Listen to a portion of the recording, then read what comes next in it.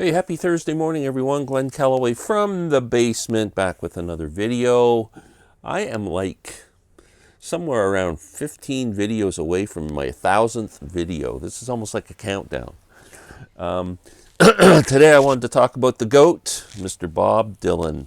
Been a while since I looked at my ranking of Bob Dylan albums. At one time I ranked the whole catalog, and I didn't go back and look at that, so I can't remember what I ranked where. But I wanted to do my top 12. Let's do this. I just thought the timing was right for this, with a great Bob Dylan biopic out in the theaters, and people who maybe weren't into Bob before are kind of delving in. I've had a couple of comments from people that in that regard, so which made me feel really good. So anyway, let's get started. 12 to 1. Let's see what happens. Number 12, Desire, released in 1976. There's some great stuff. This is the album's really a storytelling album, from Hurricane to Romance in Durango, Joey, about Joey Gallo. It's really good album because I love Scarlett Rivera's violin playing on this is fantastic, and Emmylou Harris as a background vocalist with Bob is unbelievable. Just an excellent album from Bob Dylan in 1976. What's going to be number 11? Great. How come you can't get these things back in the thing? There we go. Number 11 is an album that came out sometime around, what? I'm trying to think of when this came out. I'm drawing a blank. 80s, somewhere. Bob Dylan, Infidels.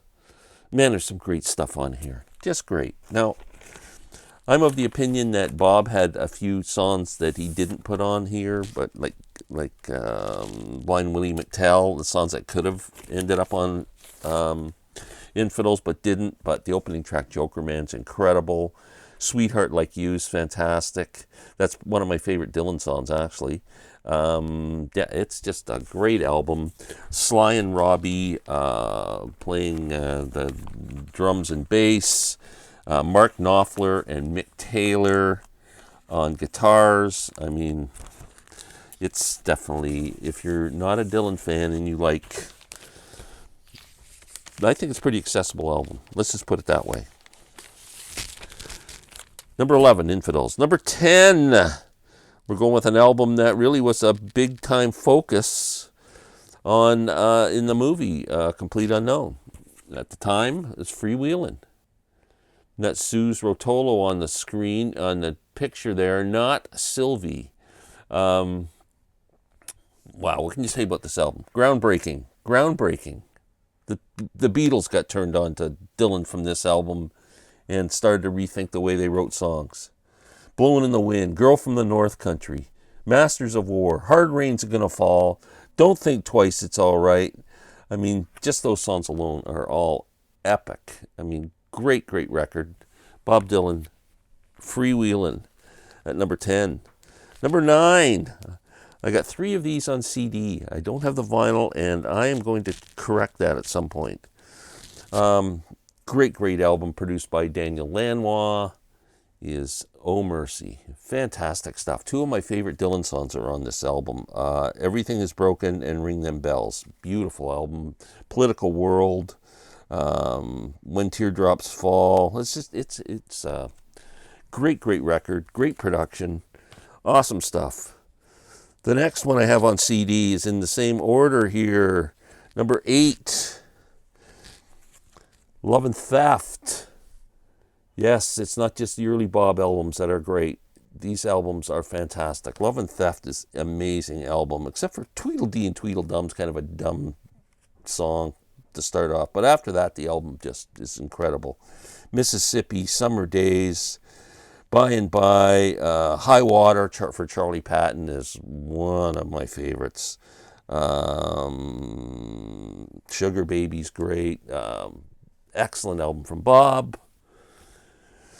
Okay, number 7, The Incredibles album that really put Bob back on top when he released Time Out of Mind, again produced by Daniel Lanois, won Grammy Award for Best Album of the Year.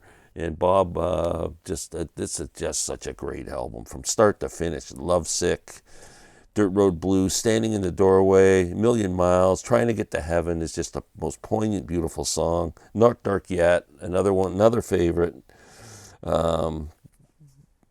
Fantastic. Time Out of Mind. Number 6, back to the vinyl. You know, this album is Bob's latest studio album.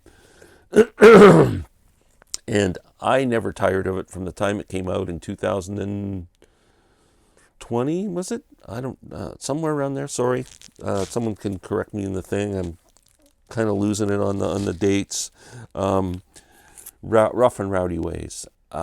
This showed Bob still had it in his 80s. I mean, wow. I can't stop playing this album. It's not an album where it came out and it was the flavor of the month. It has been the flavor of the month for me for since the day it came out, and I still play it regularly, and that's why it's so high ranked. It's just, I love that album. I don't know what it is about it. I love it. Number 5, great acoustic album came out after Bob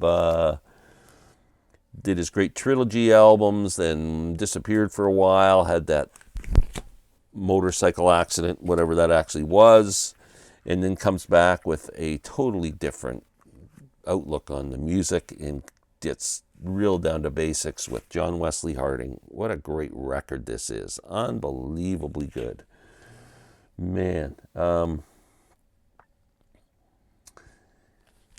wow. The song John Wesley Harding where he turns a vicious frickin' man who was just a scumbag of a human being into some kind of a folk hero, but we'll let that go. All Along the Watchtower's on here, the song that Jimi Hendrix covered so brilliantly. The ballad of Frankie Lee and Judas Priest is a favorite. Great Americana, folksy, incredible record. Number 4, I don't think any of these will be a surprise. Bringing It All Back Home. Man, the album that kind of kick-started the electric phase. It's got, the first side is mostly electric. Subterranean Homesick Blues, which I consider the first rap song. She Belongs to Me, Maggie's Farm, Love Mine is Zero, No Limit. Side 2, the brilliance of Mr. Tambourine Man, Gates of Eden, It's All Right Mom, Only Bleedin', and It's All Over Now, Baby Blue. Wow, great record. Number 3, Highway 61, an even greater record, Like a Rolling Stone. Man, I still remember in 1965 hearing that song, 6 minutes long, was unheard of for a pop song. And the whole song was just so different and so incredible.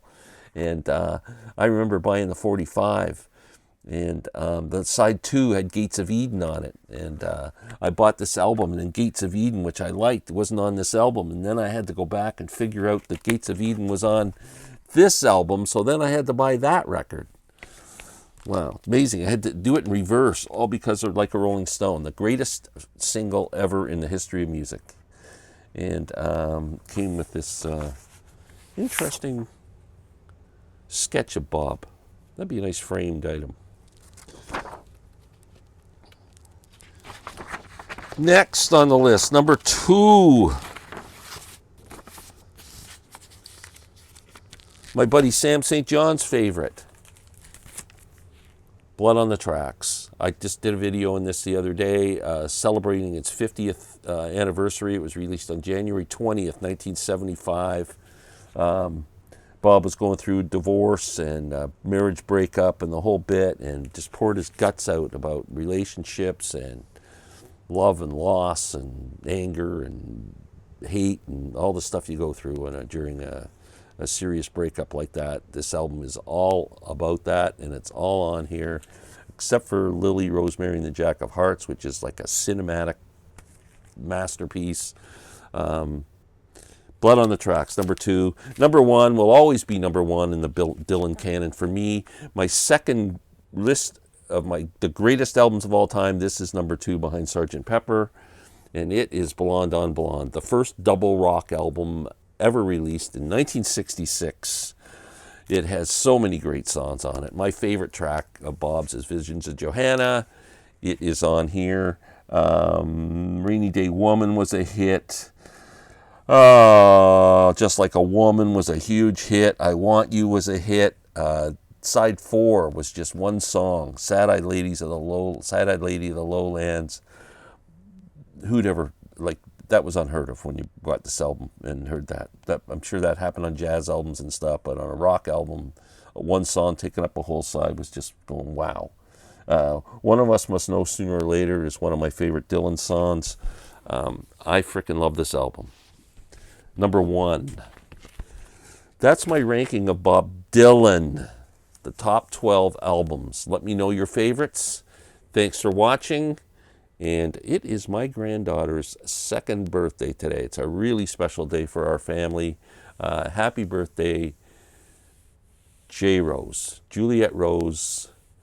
We call her J. Rose. She's just the most special human being that ever came along. And we love you so much.